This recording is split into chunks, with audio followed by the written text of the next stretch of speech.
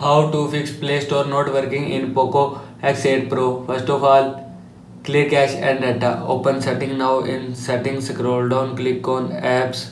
Now here you will see apps. Search Play Store. Now click on Play Store. Scroll down now. Here you will see clear cache and clear data. And if you want to clear cache, then click on create default.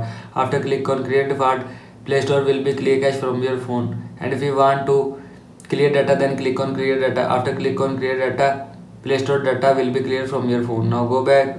After that, check internet. After check internet, restart device. Press and hold volume up and power button same time.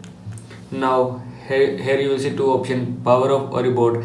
And if you want to restart device, then this icon swipe down. After this icon swipe down, restart device. This is how you can Play Store not working in Poco X8 Pro. I hope so you like this video, and thanks for watching this video.